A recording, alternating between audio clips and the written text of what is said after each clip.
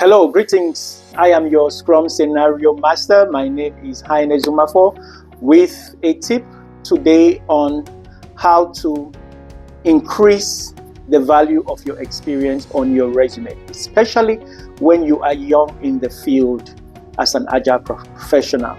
You want to demonstrate leadership because a Scrum Master is a servant leader. You have not served as a Scrum Master long enough to project the value of your service to the team.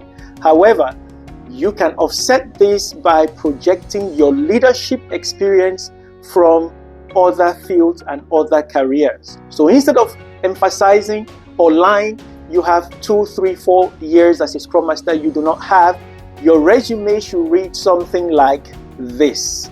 I am an experienced professional with 10, 15 years of leadership experience, 7 years in a management role, and 3 years facilitating and enabling teams.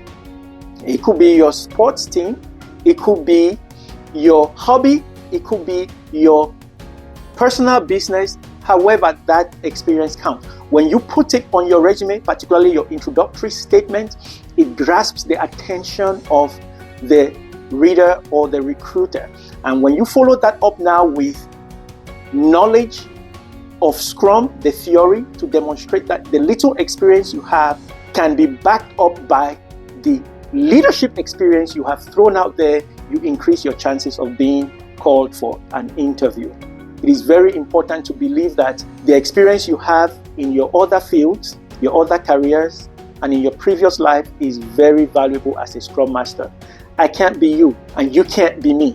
Do not try to be me. Do not try to be someone else. Do not try to be the next person whose resume looks good. Project those skills that you gathered, the coaching skills, the mentorship skills, the facilitating skills. Even being a Boy Scout is good as a Scrum Master. Whatever you do, be able to project that and capture the totality of the experience, the duration of that experience. 10 years, 15 years, 20 years. It's always good to quantify your experience.